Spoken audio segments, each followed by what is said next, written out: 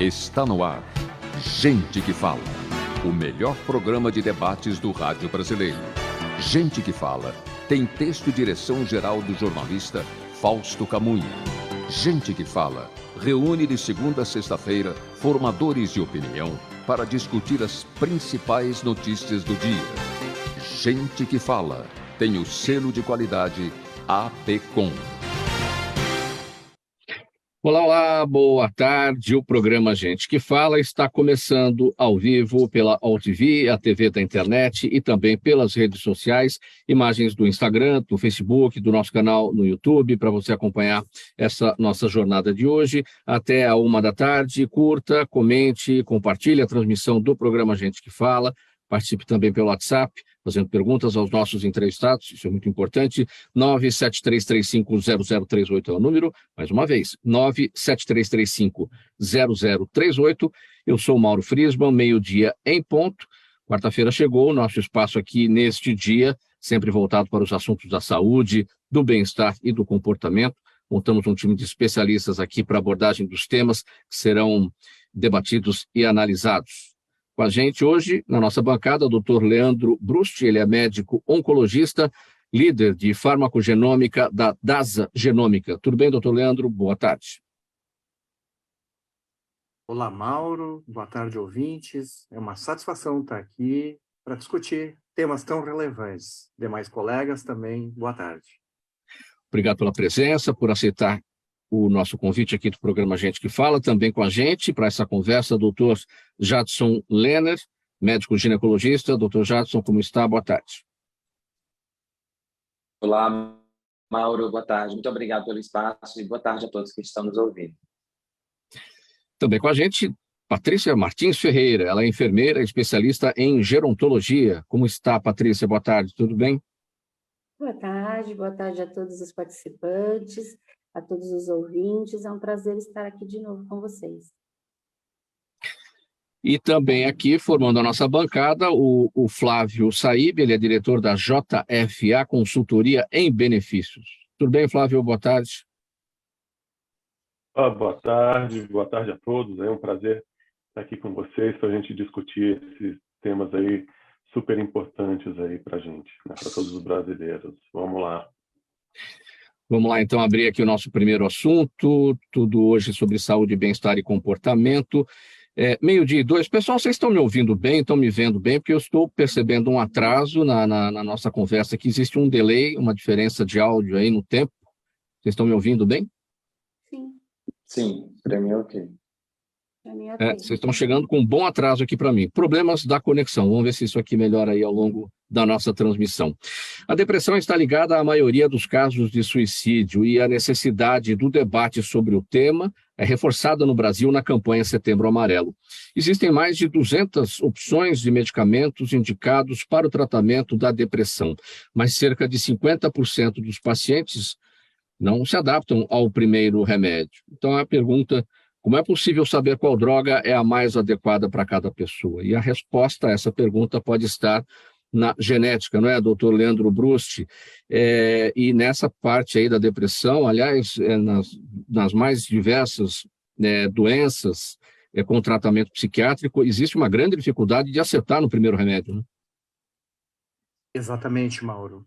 E uma das grandes dificuldades, quando nós falamos em depressão e ansiedade, é que muitas vezes surge a necessidade de uma resposta o mais breve possível. A gente não pode esquecer que dentro da depressão muitas vezes tem também o risco de suicídio, perda de produtividade e por aí afora. A novidade é que a genética, ela sempre ajudou a fazer diagnósticos de doenças. O que nós sabemos agora, o que o mundo inteiro já sabe e coloca em prática, é que a genética também determina como cada um de nós processa os medicamentos.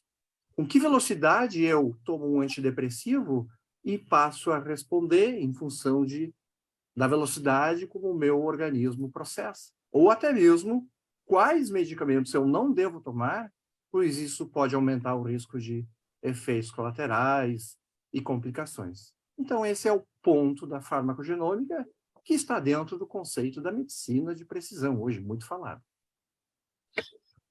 Nesse sentido, então, é preciso que o paciente faça um teste genético para identificação de qual medicamento pode dar certo e aqueles que eventualmente não funcionarão.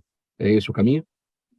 Exatamente. Esse teste genético ele pode ser feito, nós vamos analisar o DNA das pessoas que elas nascem e trazem do seu pai, da sua mãe, certo? Essa análise pode ser feita através de uma amostra de sangue ou de um swab oral, e a característica desse DNA, dos genes que codificam como os medicamentos são processados, e é importante que se diga, isso não configura alterações que geram doenças, e sim só como cada um responde. Essa velocidade a gente determina, e aí sim, através do exame, né, integrando a vida do paciente também com hábitos de vida. Olha só, se uma pessoa toma cafezinho e eventualmente ela toma um antidepressivo, pode ser que a resposta não seja a mesma. Então, esse resultado, com essa integração, ela vai otimizar. E aí a pessoa acaba tendo maior índice de acerto, o médico tem um maior índice de acerto, né, nas suas escolhas terapêuticas. Em que medida, doutor Leandro Brusti, esses testes, esses exames, né, farmacogenéticos estão sendo feitos pelos médicos ou estão sendo pedidos pelos médicos nessas consultas para determinadas doenças, né? Não é, vamos supor, a pessoa vai num pronto-socorro, numa urgência e identifica lá um quadro de uma virose, uma gripe ali. Não é para isso, é para situações mais específicas, não? Exatamente. Em alguns países do mundo, esses testes farmacogenômicos, eles começam a ser utilizados cada vez de forma mais precoce. Porque, Mauro, ouvintes, vejam bem, nada mais lógico do que imaginar que, se você tem isso mapeado no início da sua vida, qualquer medicamento que você vá consumir ao longo da vida, você já analisa antes mesmo de pegar a receita e ir na farmácia. Então, alguns países do mundo já seguem essa estratégia de avaliar cada vez mais precoce. Hoje, os médicos brasileiros e na América Latina, que nós trabalhamos nesse projeto, através desse exame que se chama PharmOne, ele é utilizado de forma muito mais presente em pacientes que estão com depressão, ansiedade, que não estão respondendo bem, ou que tem uma série de efeitos colaterais. Mas a tendência é que o Dr. Jadson, todos os colegas, a Patrícia, comecem cada vez a utilizar isso de forma mais precoce. E ressalte-se, Mauro, essa utilização não serve apenas para a psiquiatria, para a neurologia. Ela pode ser utilizada também para a cardiologia, para o diabetes, porque esses genes vão processar os medicamentos de várias áreas. Então, é a integração da vida como ela realmente é. Então, os testes, eles são realizados não no momento da doença, eles são realizados a qualquer tempo durante a vida para que, numa eventual doença, já se saiba exatamente qual remédio adotar, qual substância vai funcionar para tratar aquela doença. Essa é a ideia. Exatamente, Mauro. Um paciente que tem um teste, por exemplo, e lá nos seus 50 anos sofre um infarto agudo do miocárdio. Ele vai para o hospital, vai tomar uma série de medicamentos. Se o teste já está pronto, quando ele vai para o hospital, ele já analisa, a gente tem a capacidade de analisar todas as escolhas antes mesmo que se tome, se administre o medicamento. Então, sim, a gente vai utilizar cada vez de forma mais preventiva. É claro que o Dr. Jadson, até porque é um conceito novo que a gente vem trazendo na América Latina, isso já, de novo, já é amplamente utilizado, é uma política de saúde para os Estados Unidos, para a Espanha, Holanda, porque isso aumenta a sustentabilidade do sistema, certo? Isso aqui ainda é uma inovação, então não é infrequente se pedir nos casos que estão com dificuldades, tem dificuldade no manejo das doenças. Pois é, você citou a Holanda, citou os Estados Unidos, uma política de saúde por esses países notadamente desenvolvidos, né? Qual é a nossa expectativa aqui para uma política de saúde pública no Brasil? Eu acho que na medida em que nós provarmos, né, que economicamente esse exame se paga, né, inclusive do investimento do próprio bolso do paciente, porque, veja, um paciente quando faz uma tomografia para avaliar uma doença, tratamento de câncer, 2 meses depois ele precisa repetir a tomografia, e assim ele vai gastando sucessivamente.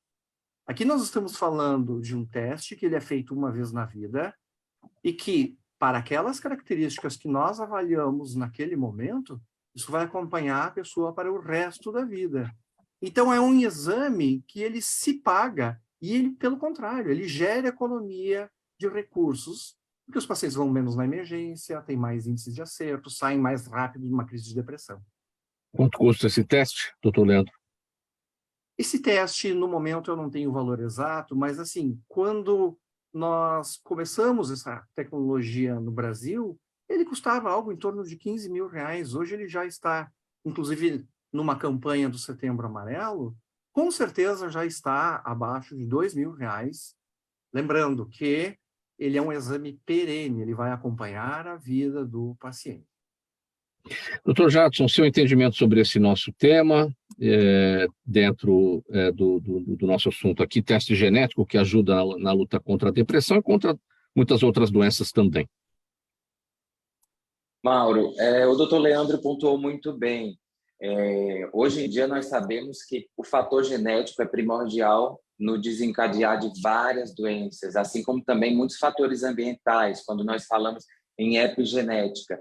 Então, ter um rastreio preventivo e saber a possibilidade do que cada pessoa, cada indivíduo pode apresentar ao longo da vida e saber o melhor tratamento e a melhor terapêutica para cada paciente seria a melhor solução, tanto para cada pessoa como financeira, falando em custo, em gestão pública.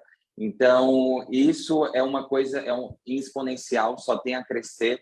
O Estado só tem a ganhar investindo nessas tecnologias, nesse tipo de exame. Na minha área, na ginecologia, eu atendo muitas pacientes que têm, por exemplo, a depressão pós-parto, blues puerperal. A minha atuação é mais voltado a essas mulheres. Então, quando a gente tem um rastreio melhor, uma investigação melhor de cada tratamento eficaz, trocando de medicação e prolongando um tratamento eficaz.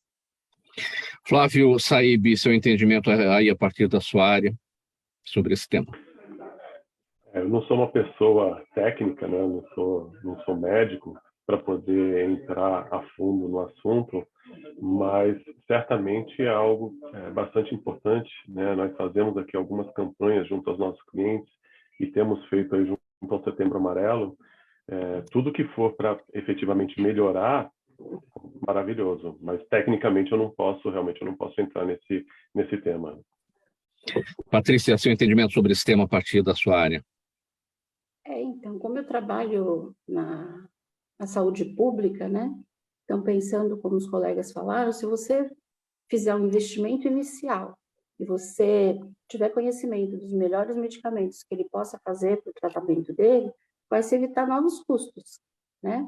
Então, assim, seria de primordial importância poder todas as pessoas terem essas condições. Mas eu acredito que a saúde pública, ela precisa um investimento maior na saúde pública, né? Porque, afinal de contas, é lá que nós fazemos toda a área preventiva, né?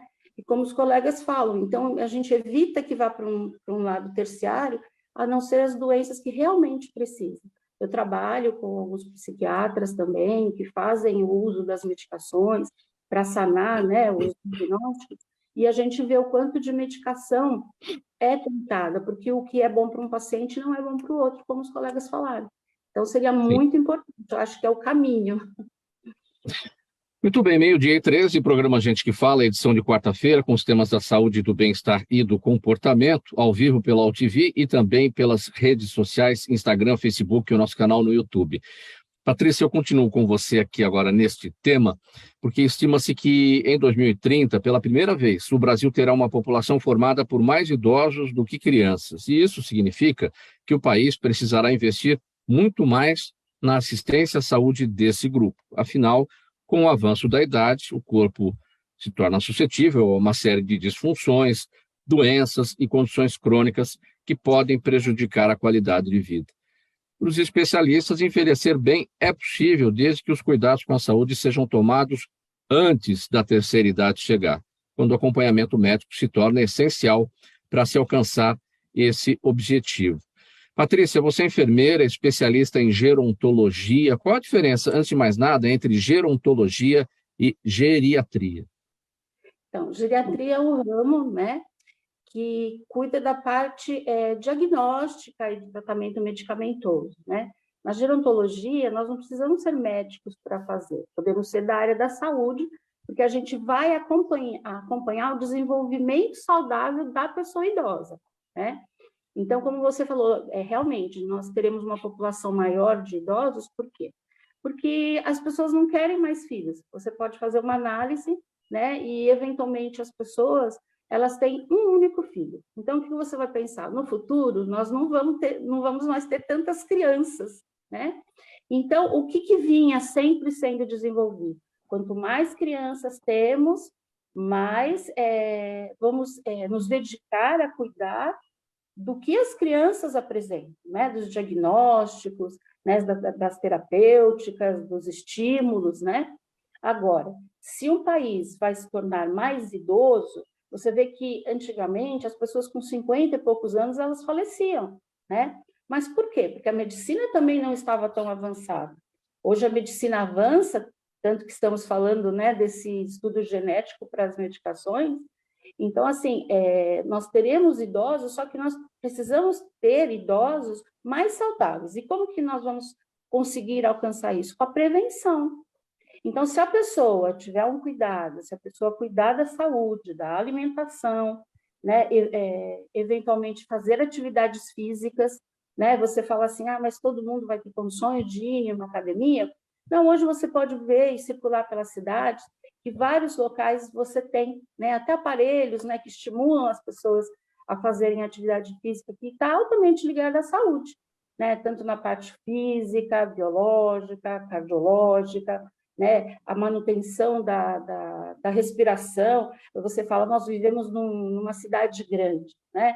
Os pontos de verde são muito poucos, mas a gente tem alguns parques, né, que as pessoas podem caminhar. Mas, assim, a doença em si, a gente vai tentar fazer o quê? Diminuir. Então, o idoso vai viver mais, porque ele não vai ter tantas comorbidades e essas doenças não vão estar tão ruins no organismo dele, porque ele já vem se prevenindo desde o nascimento. Porque, na verdade, a gente envelhece a partir do dia que a gente nasce, né? Porque todos os dias que vão passando, nós vamos amadurecendo. Então, por que a gente tem que cuidar da criança? Porque lá para frente ele vai ser um idoso. Se temos menos crianças, então vamos investir mais no quê? Na faixa etária adulta, né? Para termos os nossos idosos com melhores condições de vida. Eu destaquei aqui na nossa nota, Patrícia, que estima-se que em 2030, pela primeira vez, o Brasil terá uma população formada por mais idosos do que crianças. 2030 está aí. Vamos considerar que a gente já está com o pé em 2023, ou seja, faltam 7 anos e meio, né? digamos assim. E aí eu destaquei aqui também que envelhecer bem é possível desde que os cuidados com a saúde sejam tomados antes da terceira idade.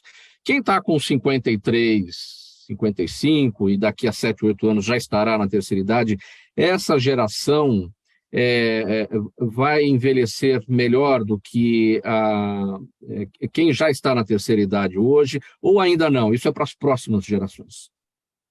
Não, é assim, nós, principalmente, né, eu que estou do lado da saúde pública, a gente já incentiva os nossos pacientes adultos, jovens, né, acima dos 50 anos, que eles têm que fazer exames, têm que fazer avaliações, né? Por exemplo, muitas doenças, elas têm características genéticas, né? O pai tinha problemas cardíacos, aí no desenvolvimento dos anos, a pessoa também vai se cuidando, porque o que adianta eu saber que todo mundo da minha família tem problema cardíaco e eu não me preocupo com a minha alimentação, não me preocupo com nada do que é necessário. Então, por que a gente já pode aproveitar essa geração? Porque se as pessoas têm 50 anos e eles procuram as unidades de atendimento, é lá que a gente já vai começar a prevenir nesses 10 anos que ele ainda está perto de chegar aos 60 e se considerar como pessoa idosa, né? Então, a gente já vai estimular esses pacientes a se cuidarem antes. Então, nós temos nutricionistas, nós temos educadores físicos, né? Então, já incute na cabeça da pessoa que não é só cuidar medicamentosamente da vida. A gente tem que ter uma nutrição melhor, né? Nós temos que ter hábitos melhores, né? Ingestão de água, as pessoas nem tomam água. E água é energético para as células, né? E faz com que a gente sobreviva mais. Doutor Jadson, quais são as orientações no seu consultório nesse sentido, do acompanhamento médico, não vou nem dizer na terceira idade, é para o caminho, a chegada à terceira idade? As mulheres veem no ginecologista o caminho para fazer todos os seus exames, para fazer o seu acompanhamento médico, enfim, coisa que os homens não fazem, né? E a mulher tem essa preocupação e com o ginecologista que ela vai para poder fazer todo o acompanhamento. A gente está perto aí do Outubro Rosa também, esse movimento vai começar a ser mais intenso a partir de agora. Quais são as orientações? Então, Mauro, como você bem falou, a expectativa de vida vem aumentando gradativamente, principalmente nas mulheres, porque as mulheres se cuidam mais, ela tem já essa mentalidade de procurar o médico, de fazer os exames de rastreio, os exames preventivos, diferentemente dos homens, que só vão ao médico realmente quando já estão doentes ou com alguma comorbidade. Então, as mulheres, principalmente, elas vão viver 1/3 da vida, ou um pouco mais, na menopausa, ou ali na terceira idade. Então, a busca incessante pela melhor qualidade de vida nessa melhor idade, após a menopausa, após os 50, 60 anos, ela precisa acontecer. E isso já vem acontecendo. Como você bem falou, a questão do Outubro Rosa, a prevenção do câncer de mama, a prevenção do câncer do colo do útero, assim como vários outros exames de rotina que a mulher precisa fazer, e graças a Deus a maioria das mulheres fazem e procuram um ginecologista. Isso é muito necessário. O ginecologista ele acaba sendo o clínico geral da mulher. É ele que vai diagnosticar, às vezes, uma dislipidemia, uma hipertensão arterial, uma diabetes, uma tireoidopatia. Então, a gente faz todo esse acompanhamento, claro que em conjunto com outros especialistas, mas é a partir do nosso rastreio, da nossa investigação, que a gente vai levar uma qualidade de vida maior para essa mulher. Hoje nós sabemos que elas também podem e devem fazer uso da terapia de reposição hormonal, principalmente nessa fase da menopausa, quando existe uma queda desses níveis de hormônio e uma queda da qualidade de vida. A mulher passa a ter insônia, irritabilidade, falta de desejo e apetite sexual, ela sente desconforto na hora da relação sexual. Então, quando eu falo que a pessoa vai passar 1/3 da vida com essa idade, na vida adulta, na terceira idade, essa pessoa não quer passar esse 1/3 da vida com a qualidade ruim. Então, precisa fazer todo esse acompanhamento, todo esse rastreio, desde os exames primordiais até exames mais avançados, fazer reposição de hormônios, tratamento das suas patologias de base, para que essa terceira idade seja plena e seja com uma boa qualidade. Dá para fazer, doutor Jadson, uma relação entre qualidade de vida ruim na menopausa com um estilo de vida inadequado na juventude, ou não tem nada a ver? A menopausa vai ser implacável, independentemente da qualidade de vida, daquilo que foi feito na juventude.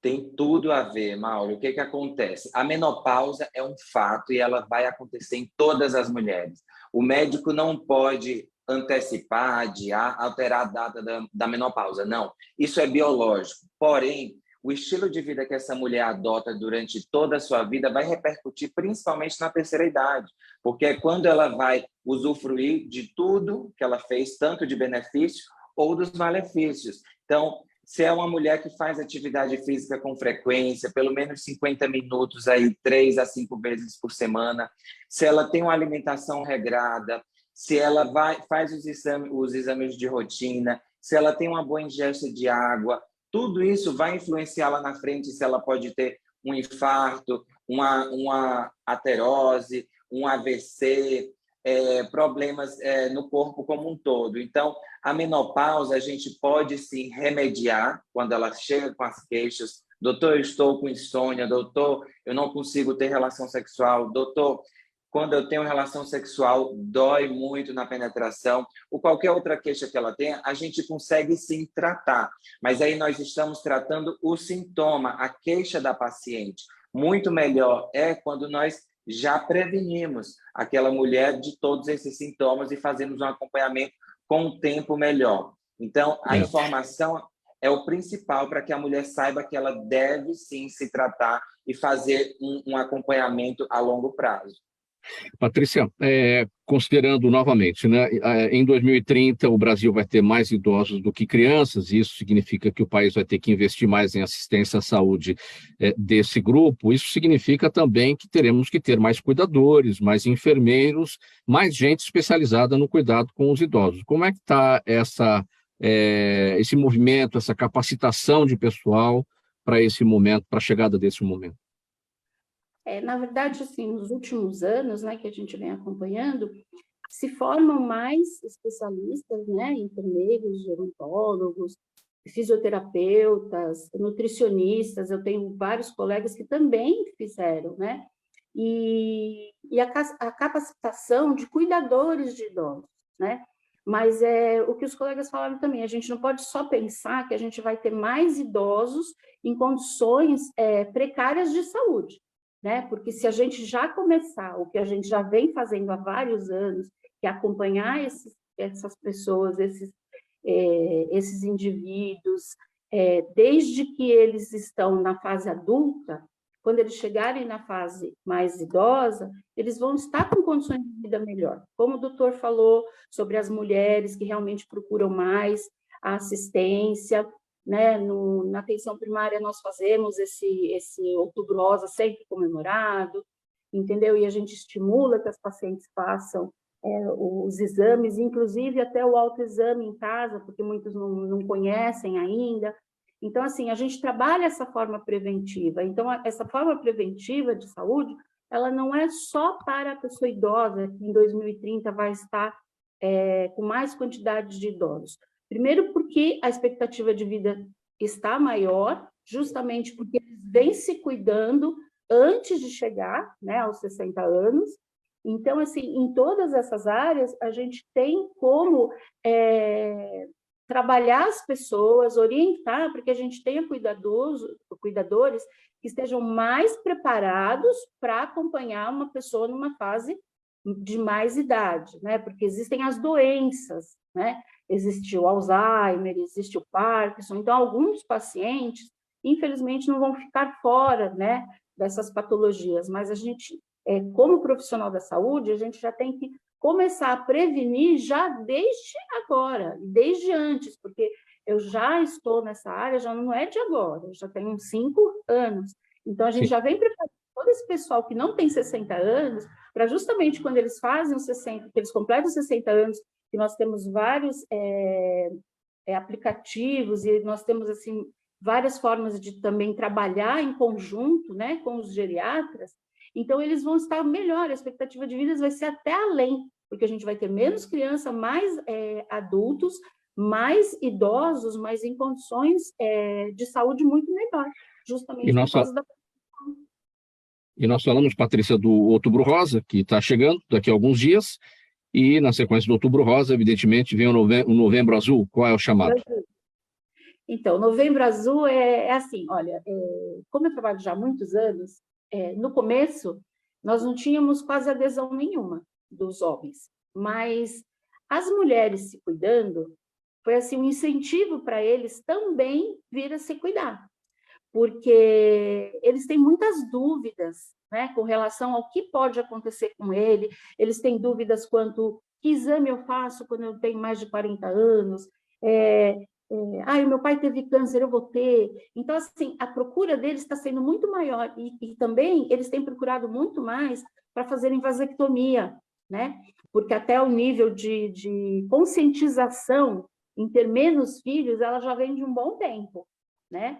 Então, eles também procuram, e através dessa busca, eles também fazem um check-up, vamos dizer assim, que existem alguns exames que são obrigatórios, mas eu vejo assim que dos 35 até os 49 anos, eles têm buscado muito mais do que antes. Mas, assim, em função do Outubro Rosa. O Outubro Rosa deu um up no Novembro Azul.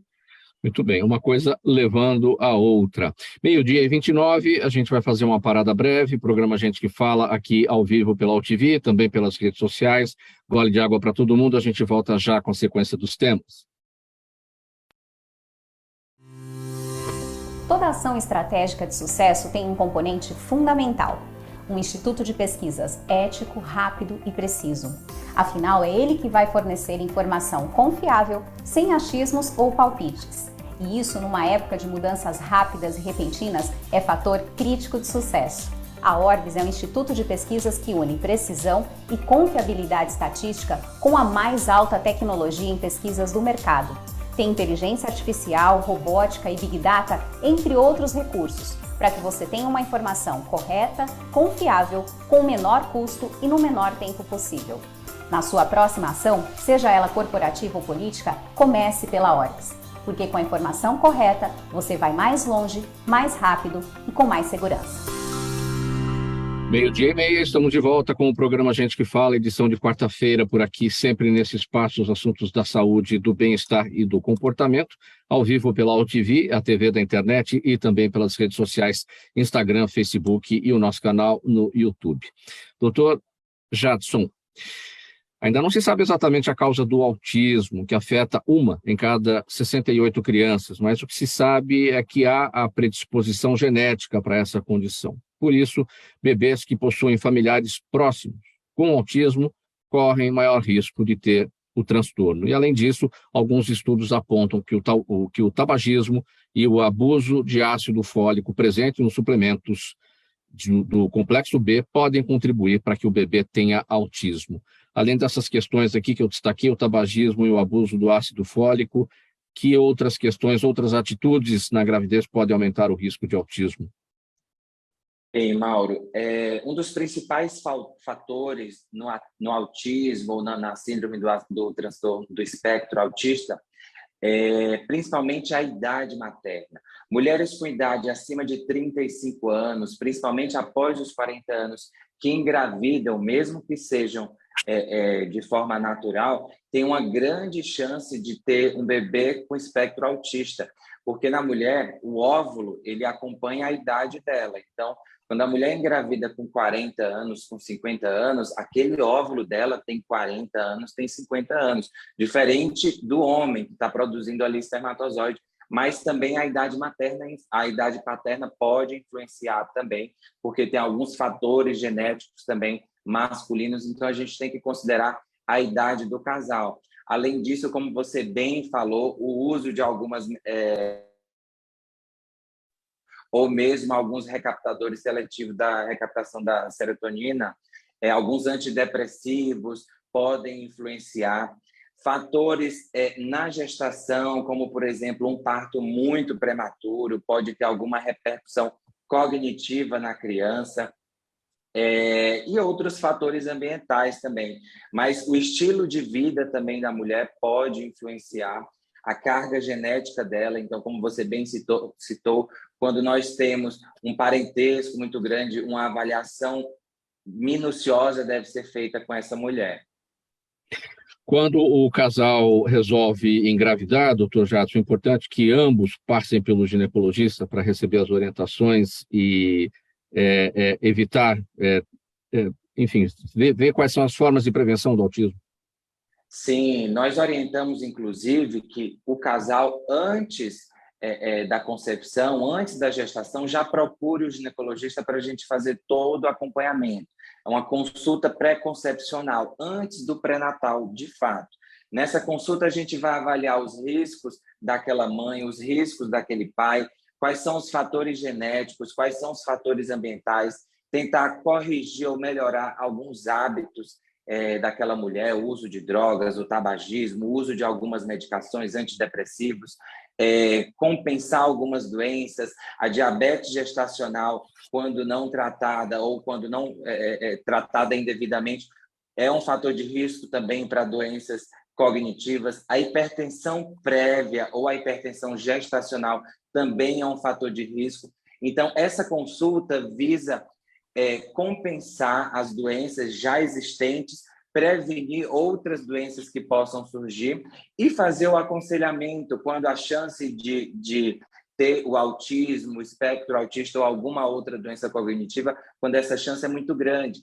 Então, a paciente, por exemplo, que vai ter essa gestação ou de forma natural ou por reprodução assistida, uma fertilização in vitro, seja por óvulo congelado dela ou uma ovodoação, ela precisa ter a orientação. Nós tivemos essa semana passada agora o exemplo que impactou o Brasil inteiro, a atriz Cláudia Raia aos seus 55 anos. Então, isso, com certeza, ela fez todo o acompanhamento, ela deu uma entrevista falando que tentou uma fertilização in vitro e depois acabou ovulando e tendo uma gravidez natural, o que é muito raro. Então, ela foge totalmente à regra. Então, nós precisamos orientar as mulheres que talvez se sintam inspiradas ou queiram se espelhar na Cláudia Raia, que procurem um especialista. Ela é um caso que fugiu à regra por ser uma mulher acima dos 35 anos, que engravidou de forma natural, pelo que ela falou. Então, toda mulher nessa idade tem uma chance maior de ter uma gestação com um bebê autista. Então, precisa fazer todo o acompanhamento, às vezes um mapeamento genético, para fazer as orientações e o aconselhamento para esse casal. Doutor Leandro Brust, qual é o olhar, o entendimento da farmacogenética sobre esse tema, o risco de autismo? Veja, Mauro, que interessante. Todos esses assuntos que nós estamos comentando com esses painelistas, especialidades, estão interconectados. Uma criança autista é uma criança que muito frequentemente consome vários medicamentos. E aí, se você me permite, eu vou puxar um elo de cada uma das falas dos colegas. Quando a doutora Patrícia fala na prevenção, um teste farmacogenômico, ele atua efetivamente, se propõe a fazer a prevenção. Uma criança autista que toma vários medicamentos, de certa forma, o teste farmacogenômico, ele atua na prevenção, né, para se melhorar, prevenção de respostas terapêuticas pobres. Por outro lado, ele também previne complicações aos medicamentos que poderiam ser evitáveis. Outro exemplo. Jarson comentou a questão da gravidez, né, da infertilidade, reposição hormonal. Nesses casos, há uma associação, há um risco inerente, em alguns casos, de trombose venosa, pacientes, o uso de anticoncepcional em adolescentes.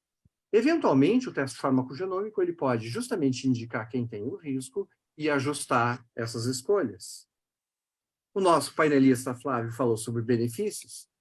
Uma vez que o exame se propõe a ajustar as escolhas terapêuticas, diminuir gastos, porque você acerta mais e tem menos complicações, aumenta a possibilidade de você trazer benefícios tangíveis do ponto de vista financeiro, investindo na vida, como também intangíveis no sentido de melhor qualidade de vida, etc. e tal. Então, essa criança autista, ela se beneficia justamente, né, porque a gente pode lançar um olhar sobre a perspectiva da prevenção, lembrando sempre que crianças autistas, via de regra, consomem uma série de medicamentos. E existem as interações entre eles. Faltando 22 minutos para 1h agora, vamos colocar na nossa conversa o Daniel Matos, economista, perito judicial, advogado. Boa tarde, Daniel, tudo bem? Como é que você está? Boa tarde, Mauro. Boa tarde, colegas. Tudo bem por aqui? Daniel Matos, sempre presente aqui no nosso programa sobre saúde, sobre bem-estar e sobre comportamento, falando de economia, comportamento da economia e bolso também dói, não é, Daniel? Bolso também sofre de depressão, o brasileiro sabe bem o que é isso, mas a gente vai falar sobre o seguinte, vem aí o real digital, o que é isso, Daniel? Bom, com o avanço mundial da tecnologia em blockchain, né, que é a rede em que você tem uma maior segurança em termos de troca de informação, alguns países já vêm se inclinando a ter a sua moeda no formato digital, né? No passado teve um anúncio da China, que ela seria o primeiro país do mundo a lançar o Yuan digital. Acho que por questões lá na época que houve o conflito com as empresas de mineração, acho que isso diminuiu um pouco, né? E agora o Brasil selecionou no final do ano passado uma exchange, né, uma empresa e uma rede que vai auxiliar o país nessa configuração do real digital. Então a tendência é que isso seja concluído para o final de 2024 e que a partir do ano de 2025 nós tenhamos sim um dinheiro que seja transacionado por vias de uma rede de blockchain encriptado, né? Então, cada vez mais você perde a sensação de você ter um dinheiro tangível, né? Algo que você toca e sente. Cada vez mais você vai ter um dinheiro que é virtual e intangível, né? Que vai ficar, de uma certa forma, na tua carteira virtual.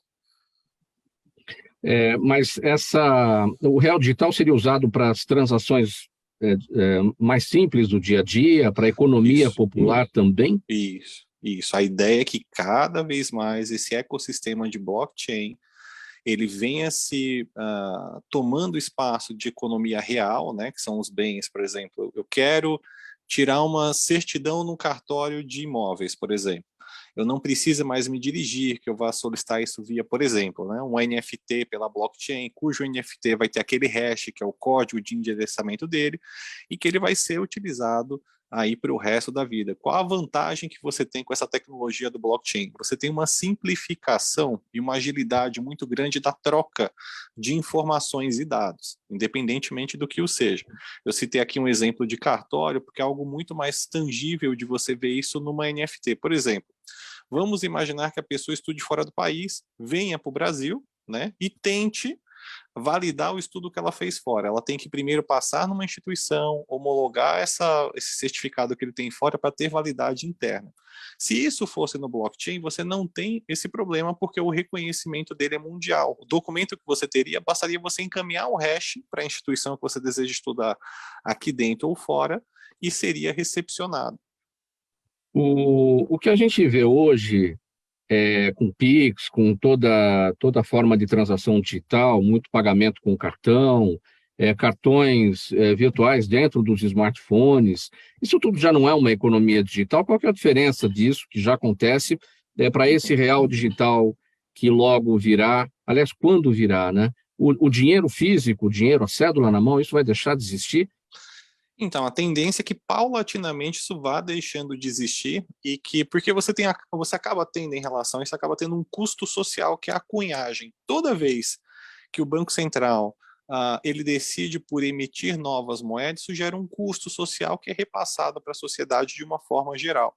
Se você passa a ter essa presença de um dinheiro virtual que necessariamente não precisa ser emitido fisicamente, isso, de uma certa forma, é um custo que você já não repassa para a sociedade.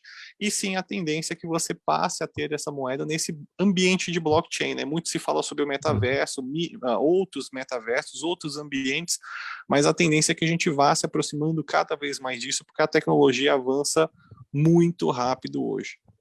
E para a gente finalizar esse assunto, Daniel, isso não dependeria de um país 100% bancarizado, ou seja, todo mundo com conta, porque quem não tem acesso ao sistema financeiro ficaria alijado disso, não? Então, tecnicamente sim, mas o que você hoje, né? Hoje, esquecendo um pouco instituição financeira. Hoje, se você quer entrar num ambiente desse, hoje você acaba automaticamente indo ter a sua conta, você faz um Pix para uma exchange e você está na rede, você está no blockchain e de lá você navega por onde você quiser. Hoje sim, né? Eu não sei se à medida que for desenvolvendo, por exemplo, tem uma tecnologia que era para ter sido lançada, atrasou, que é o Web 3.0. E isso vai gerar uma autonomia no uso de todos os usuários, independentemente do que a pessoa use na internet, vai ser muito mais dinâmico a troca de informação e o uso em si.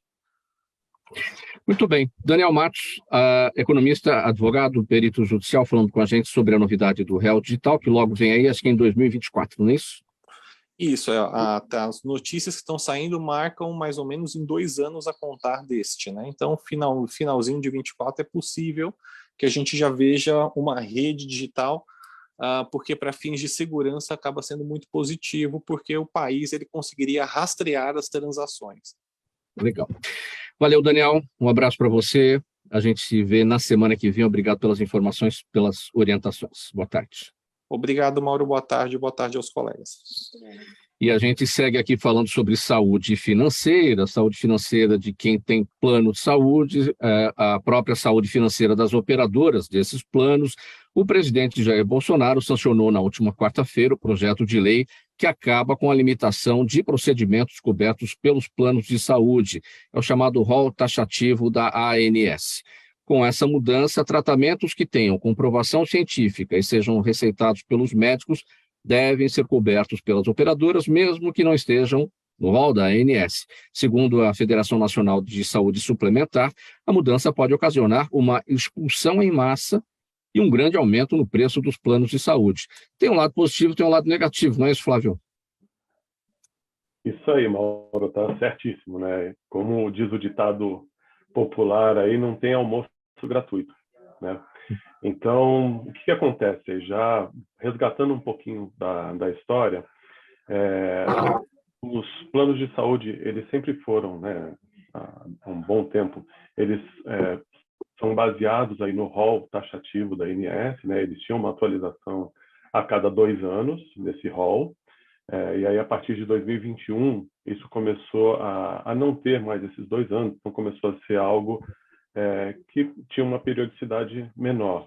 Mas mesmo com o rol taxativo, o que nós já víamos que acontecia nos planos de saúde era o seguinte, né? Então, mesmo que o tratamento, né, um determinado tratamento não estivesse no rol da ANS, entrava-se através da justiça, entrava-se via liminar e tudo mais, e normalmente a justiça garantia essa possibilidade de tratamento que não estava previsto pelo rol da ANS. O que isso acaba... Isso já vinha acontecendo com alguma frequência, principalmente em determinados tratamentos, tá? AME, autismo e assim por diante. Em junho agora, teve, através do Supremo, né, do Supremo Tribunal de Justiça, foi promulgado que, olha, não, o que não estiver no rol taxativo não vai mais ser coberto pelo plano de saúde. Então, isso tinha sido promulgado aí em junho, né? E aí teve uma ação popular muito forte por parte de alguns artistas, inclusive. Isso foi parar no Congresso, e aí no próprio Congresso foi aprovado, né, que não seria mais através do rol taxativo, mas sim do rol exemplificativo, tá? E foi sancionado agora pelo presidente, né? Então, o que isso vai acabar acontecendo, né? Efetivamente, alguns tratamentos que não estão previstos, então o rol permanece, né? Então você continua com o rol da ANS, mas os planos de saúde, apesar de se basearem no rol, mesmo que o tratamento seja solicitado pelos profissionais de saúde, né? Lógico, tem que ter comprovação e tudo mais, científica, mas os planos de saúde serão obrigados a cobrir esse determinado tratamento.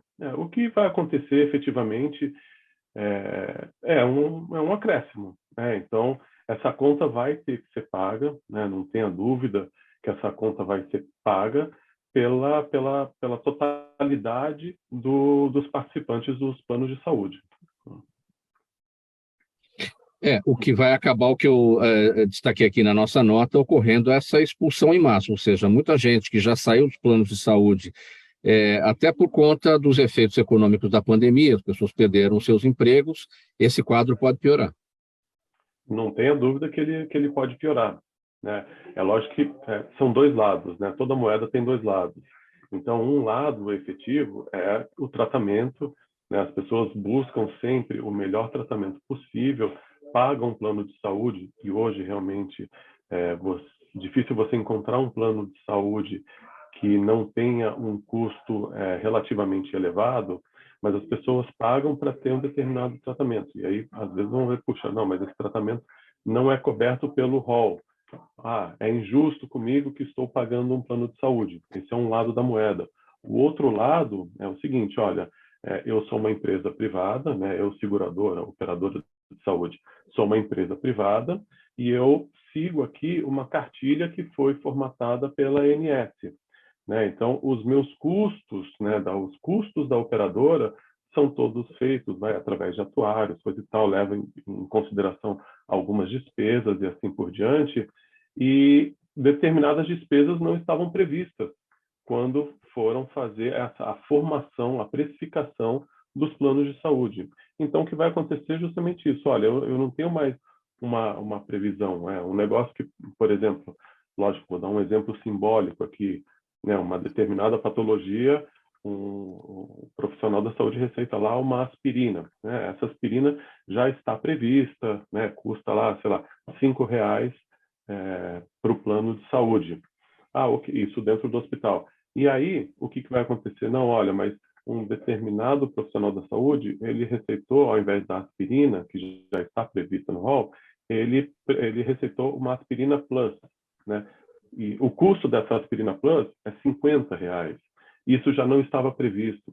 Então, por um lado, né, você tem que ter um tratamento que seja justo pelo lado do paciente, pelo lado das pessoas que pagam o plano de saúde, e, por outro lado, você também tem que ter uma previsibilidade de despesas e custos. É uma conta difícil de você conseguir acomodar.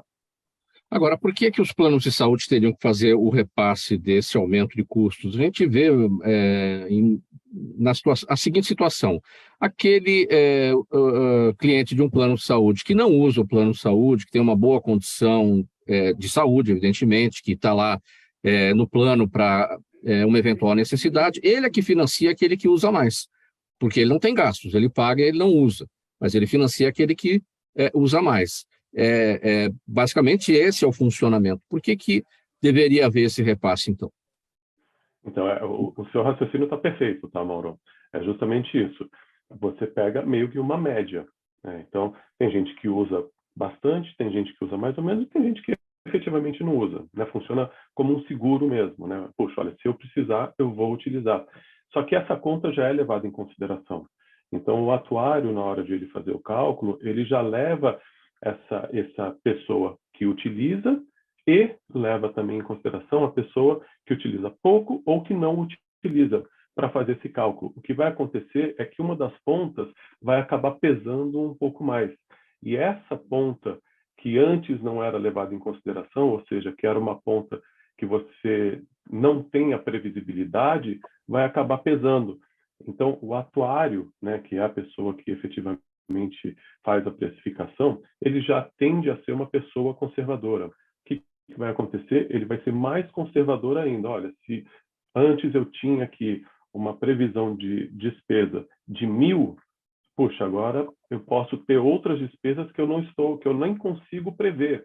Então, eu não vou me basear aqui em 1.000 como despesa, eu vou me basear aqui em 1.400, né? Lógico, são exemplos completamente hipotéticos aqui, mas é assim que o atuário vai pensar e, nessa precificação, ele vai levar em consideração essa não previsibilidade.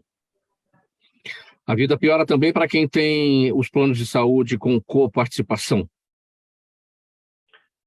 Piora, mas não assim. A piora efetiva vai ser na contratação de novos planos e nos reajustes.